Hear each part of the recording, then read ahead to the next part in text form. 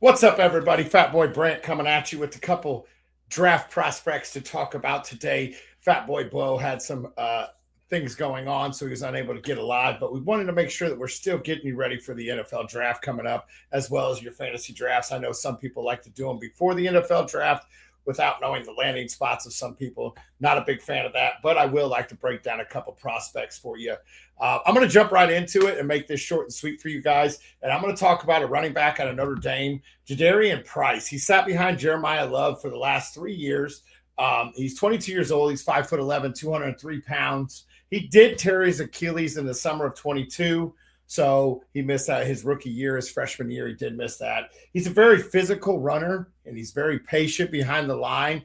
Now, we'll talk about his patience a little bit later on, too. But he does also have good balance when getting hit, and he's able to avoid the tackles and get loose and get the extra yards after contact.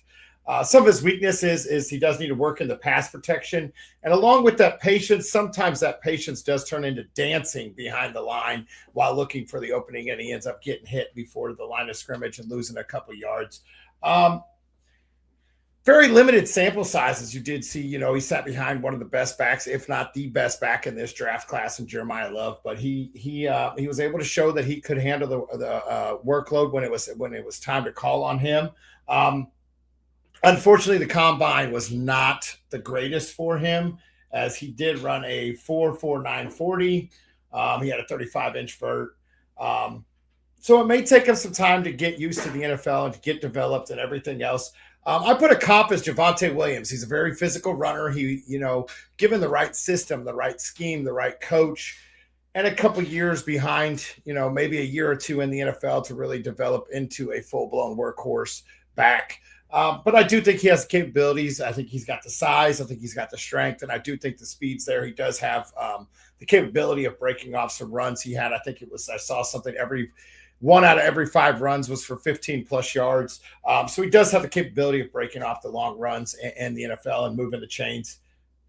In his 3 years in college where he was active, he was a backup. He didn't see much receiving work, so there's lack of sample size there with that. He only had 15 receptions for 162 yards, and he did have 3 touchdowns in those 15 receptions.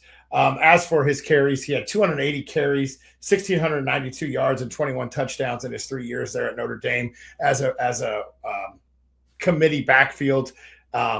So, small sample size. This is a guy that I think will end up going on a day 2 pick. I don't think that a team's going to draft him to be the workhorse right off the rip. He's going to go to I've seen some landing spots, like I'm going to use my team as example, Seattle, to help, get that void until Zach Charbonnet comes back. So you have the 1A, 1B running back system there.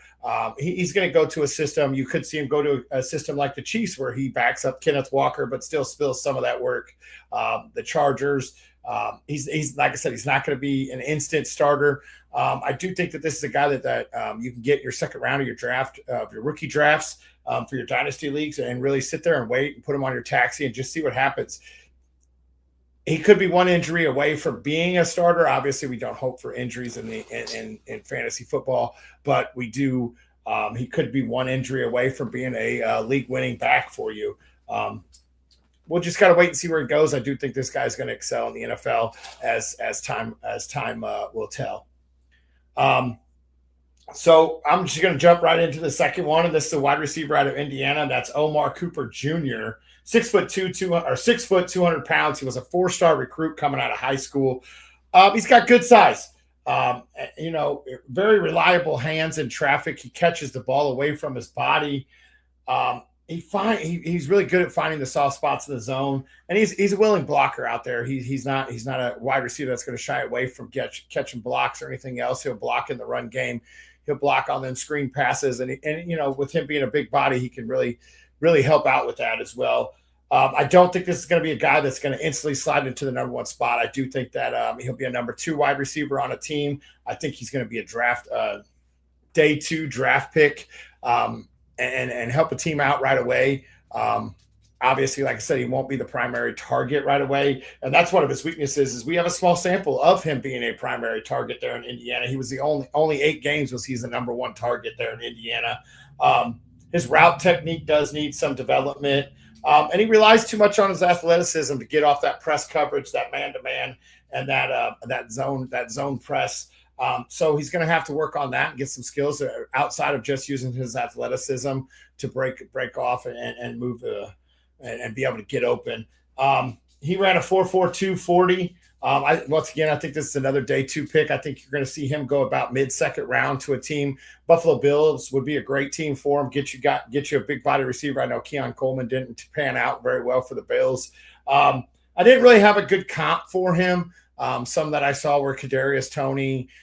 One I saw, I think, was Doug Baldwin. I saw him just kind of bounce all around of different comps. So I didn't really have a good comp that I liked for him. His stats: he had 115 receptions in 3 years at Indiana, 115 receptions, 1,798 yards, and 22 touchdowns. Like I said, this is a guy that has no problem catching the ball in traffic, whether it be in the end zone or moving the sticks. He's going to be a guy that's going to go up. He's got good hands. He's going to catch the ball away from his body. Give him a good quarterback with good accuracy, and he'll be right there fighting for a lot of receptions and a lot of targets in his first year. I do think this is a guy that won't be a plug and play, but I do think that this is a guy that you're going to be able to have in your flex spot by the end of the season next year. Like I said, just a quick short show for you guys today. Just get out a couple prospects, keep it going. I believe next week we're going to come at you with a mock draft that we're going to come out with it and talk about some landing spots that the experts are talking about. And Bo should be back with me next week. So that's going to wrap it up for me. So as always, stay hungry and stay fat, my friends.